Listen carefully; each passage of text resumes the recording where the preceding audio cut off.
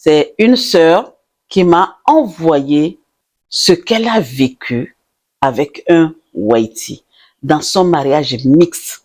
Elle m'a juste écrit, j'ai tout perdu dans mon mariage mixte. Waouh, une histoire vraie. J'ai la chair de poule. J'ai envie de vous la raconter, mais je vais vous dire une seule chose. Princesse, écoute-moi très bien. C'est vrai, nous sommes dans ces couples. Moi, je le suis. Je ne dis pas le contraire. Par contre, quand tu commences à remarquer, tu es dans un couple mixte, tu commences à remarquer des imperfections, des reproches à tout va, des trucs comme, ouais, tu ne connais rien, c'est vous toujours, c'est toi, c'est... Et, princesse, je ne sais même pas quoi te dire. Pars. Pars, oui, pars. La solitude, hein, des fois, elle est merveilleuse. Écoute, on a une sœur, une princesse. La dernière fois, j'étais en train de discuter avec elle. Je dis, mais tu es jeune, tu n'as même pas encore 50 ans. Et depuis que tu as quitté ton mari là, tu es toujours seule, tu ne veux rien entendre. Qu'est-ce que tu veux? Qu'est-ce qu'il y a? Elle dit, ma coach, les gens me draguent. Il n'y a pas de problème. Je le sais. Mais je ne veux plus. Je ne suis pas bien là. Toute seule, mais je me sens bien. J'ai ma maison, j'ai mon travail, mes enfants, tout va bien. Ma famille, ça va. Quand j'ai envie de sortir, je ne demande pas de permission. Quand j'ai envie de faire quoi que ce soit, j'ai envie de manger, je ne pose pas de questions. J'ai pas envie de manger, je ne cuisine pas. Mes enfants, ils se suffisent à eux. Donc, qu'est-ce que je vais chercher encore? Aller me mettre la corde au cou. J'ai dit, ah, princesse, c'est toi qui as tout compris. C'est toi qui as compris. Et comme je le dis très souvent là, moi, demain, ça ne va pas dans mon foyer là. Je pars. Je pars. J'ai pas peur de partir. C'est la peur de partir qui fait qu'on subit plein de choses et même jusqu'à se détruire. S'auto-détruire, je vais dire. S'auto-détruire. Ne pas partir. Avoir peur de ce que les gens vont dire. Ça détruit l'humain. Écoute le témoignage de la sœur. Elle m'a dit, coach, j'ai aimé, j'ai cru et j'ai tout perdu. J'ai perdu quoi? Mon identité. J'ai perdu quoi? Ma famille, mes repères, mon mariage mixte qui devait être un pont entre deux mondes est devenu un gouffre dans lequel je me suis noyée. J'ai dit, ah bon? Eh ben, princesse, écoute-moi très bien.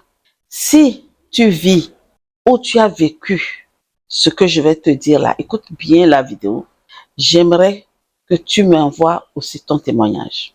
Peut-être ton témoignage va être différent de la sœur qui m'a envoyé. Écoute, elle dit, je l'ai rencontré lors d'un voyage. Vous savez, des fois, quand on voyage, on est dans l'avion ou ça dépend le train, il y a des gens qui se sympathisent. Bon, moi, j'ai l'habitude, même peu importe, en avion, peu importe les personnes qui sont près de moi, on sympathise toujours. Parce que tu es collé à la personne. Vous allez faire peut-être 8 heures, 14 heures de vol, 6 heures de vol. Tu vas bouder jusqu'à l'arrivée? Non. Et la sœur dit, on s'est rencontrés lors d'un voyage. On ne parlait que de on ne parlait pas la même langue, non. On ne parlait pas la même langue. Et excusez-moi, je suis en train de lire. On ne parlait pas la même langue. On n'avait pas la même foi. Mais on avait la même flamme dans les yeux. Ça s'appelle quoi? Le coup de foudre. On croyait dur comme fer que notre amour était plus fort que nos différences. C'est ça. Des fois, quand on rentre dans un foyer, quand on rencontre un Waiti, quand on rencontre un blanc, je vais bien préciser, on est amoureux, on tombe amoureux. Il est amoureux, tu es amoureuse. D'accord? Et maintenant, dès le début, tu te dis, oh, on s'en fout. On s'aime, c'est ça. C'est l'importance. Mais tu oublies ce qui va se passer derrière. Écoute, on se disait qu'on allait prouver au monde entier que l'amour n'a pas de frontières. Ouais, et l'amour est aveugle. Que l'amour n'a pas de frontières. Et un jour, le monsieur m'a demandé un mariage et on s'est mariés. Tu savais ce qu'elle a dit? Elle dit, et j'étais loin d'imaginer ce qui allait suivre. J'ai dit, Au début, c'était subtil. C'était des petites remarques, des regards, des jugements voilés. Elle ne prenait pas ça en considération. Parce que tu sais, quand vous sortez ensemble, vous fréquentez, vous voyez juste soit pour aller au resto, aller faire ceci, sortir, aller au parc, aller au cinéma, manger, mousser, faire des trucs comme ça se doit. Et quand deux amoureux se rencontrent, les petites choses là ne se remarquent pas vite. Même ça ne se fait pas puisque la personne est vicieuse. Comme elle est vicieuse, elle ne dit pas. Elle garde, elle cache son jeu jusqu'à ce que ils se sont mariés. D'accord? Donc après le mariage, c'est là que les remarques ont commencé. Elle dit, je ne faisais pas les choses comme il faut. Je ne connaissais pas assez sa culture. À chaque fois, elle ne connaissait rien. Alors j'ai commencé à changer. J'ai fait des efforts. Beaucoup trop même. Des efforts sur efforts. Je me suis adapté. J'ai accepté. J'ai cédé. Écoute, princesse, l'adaptation n'est pas que pour toi. L'adaptation, c'est pour vous deux. C'est deux personnes qui se marient. C'est deux familles qui se marient. Donc, s'adapter, ce n'est pas que toi seul. Regarde ce que la sœur a fait. C'est elle seule. Elle s'adapter, oui, elle a cédé. En pensant que l'amour, c'est faire des compromis. Elle pensait que l'amour, c'est faire des compromis. Mais ce n'était pas des compromis, mais c'était quoi? C'était des sacrifices silencieux, lents et douloureux. Maintenant, à un moment donné, elle écrit, elle dit, je ne me reconnaissais plus. Ma famille me disait que j'avais changé. Les siennes ne m'ont jamais vraiment accepté. Et lui, il me regardait sans me voir. Il ne me défendait pas, même quoi que ce soit. Il est là et on peut l'insulter. Elle dit, il ne me comprenait plus. J'étais seule dans un mariage à deux. Et le pire, j'avais honte de partir. C'est ça. Parce que j'avais voulu y croire. Parce que j'avais tout donné et je n'avais plus rien.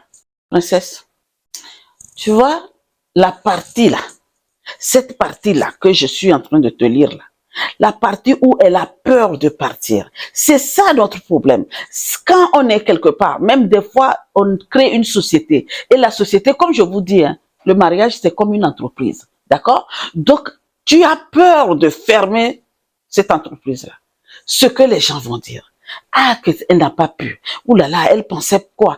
Et c'est ça qui fait que vous restez dans les mariages jusqu'à vous détruire, jusqu'à détruire ta vie, alors que tu n'as qu'une seule vie, tu n'as pas de vie. Allez, je continue. Le jour, j'ai dit stop, et un jour, c'est arrivé. Un jour, elle s'est dit, maintenant, ça va. Il faut que je décide quelque chose. Je dois partir. Et elle m'écrit, elle dit, un jour, j'ai dit stop. C'était aussi le jour où j'ai commencé à revivre. Oui, j'ai tout perdu. Je suis d'accord. Mais j'ai fini par me retrouver. Ça, c'est la première des choses. J'ai compris que l'amour ne doit jamais te faire renier qui tu es. Elle a pris conscience maintenant. Maintenant, elle ne doit pas, elle a dit en ce moment-là, coach. Elle dit, coach, mon mariage mixte, je l'ai regardé. J'ai regardé mon mariage mixte là. Et je lui ai dit, toi là, tu vas me foutre la paix. Cette fois-ci, c'est moi qui décide. Et c'est ma vie. Vous savez ce qu'elle a fait? Et elle a demandé le divorce. Elle a dit, ça suffit. La famille ne l'a jamais accepté. Le monsieur ne la défendait pas. Lui, il voyait la belle femme, c'est tout ce qu'il voulait. L'exotisme. Il fantasmait sur ça. Mais je vais dire que lui-même, il a jamais aimé. Donc, elle a tout perdu, même dans le foyer là. Vous qui pensez qu'aller chez les Whitey, c'est parce qu'ils ont de l'argent là. Dans le foyer là, tout ce qu'elle avait là, les économies qu'elle avait avant de rentrer dans ce foyer là, elle a tout perdu parce qu'elle était obligée de se soigner. Elle est même tombée malade, cette sœur là. Elle est tombée malade. Mais à force de fréquenter les coachs, à force de venir voir les coachs, ça l'a aidé. Et un jour, elle a dit stop. Toi, quand est-ce que tu vas dire stop à ton homme pervers? Je continue. Maintenant, moi, pour te dire, si tu vis une relation mixte, je ne te dis pas de fuir. Hein. Non, non, non, non. Moi, ce n'est pas ce que je te dis. Je te dis seulement d'ouvrir grandement tes yeux. Sois sûr qu'il y a le respect. Est-ce qu'il y a le respect? Est-ce qu'il y a l'écoute? Est-ce que la personne t'écoute vraiment? Ou bien la personne est là juste pour ton exotisme, pour ce que tu es. Ce n'est pas pour toi, hein, mais ce qu'il voit, lui, ses yeux-là, c'est pour ça qu'il est là. D'accord? Donc, si aujourd'hui tu vis cela, princesse, écris-nous ton témoignage. Nous, on est là pour témoigner. Les histoires vraies, là, je vais les commencer parce que j'ai plein d'histoires vraies que j'ai mis de côté et vous témoigner. Donner, les gens m'ont appelé, les gens m'ont écrit par rapport à cela. Pour ce genre de témoignage, ce que nous vivons, ce que les femmes vivent dans les foyers blancs, surtout les femmes noires. Ok? Écoute, princesse, si cette histoire t'a plu, si elle t'a touché, partage-la, abonne-toi et raconte-moi aussi ton témoignage si tu en as. Ton expérience si tu es dans dans un couple mixte, dans un mariage mixte et ça se passe bien, c'est très bien. C'est très bien. Les débuts, tu as eu ton respect, la famille t'aime, le, le, le, le mari t'aime, vous avez des enfants et tout va bien, il n'y a pas de remarques par-ci, par-là, que c'est moi qui ai le colon, c'est moi ceci, cela. Eh bien, j'aimerais que tu partages ton expérience avec nous.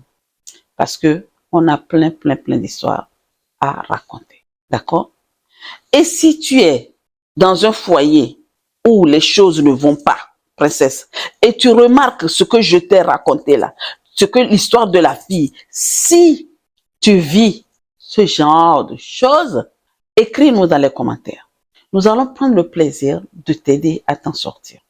Parce que moi, comme je vous dis là, quand je suis rentrée dans ce foyer-là, hein, j'ai mis les houlas, j'ai posé les bases, j'ai posé les limites. C'est le pourquoi vous vivez dans ça là, c'est parce que vous ne posez pas de limites. Non. Dès le début là, tu poses les limites là. L'histoire de la sœur là n'allait pas arriver. Elle n'allait même pas quitter ce mariage là. Parce que, tu sais, finalement, le monsieur, la famille du monsieur, j'ai pas voulu tout te dire. La famille du monsieur l'a vu que 2 ou 3 fois avant le mariage et après le mariage, nada. Bon, sous prétexte que on est plus loin, donc c'est pas grave, on va pas se voir, on ne se voit pas. Mais une famille qui t'aime, même si la famille ne te voit pas, qu'est-ce qu'elle fait? Elle t'appelle, non? Voilà. Donc, princesse, voici ma question. Est-ce que tu es prête à tout perdre pour un mariage mixte? À toi les commentaires. Sur ce, je te souhaite une très belle journée et je te dis à très bientôt pour une nouvelle vidéo sur cette chaîne-là. Nous allons raconter des histoires. On va parler de tout et de rien sans tabou. De tout, surtout sans tabou. Je vais vous dire ce que je sais et ce que je comprends. Si tu as quelque chose que tu veux que je dise là, écris-moi et moi je vais prendre le plaisir de témoigner. À très vite, mère princesse. Et mes princes aussi.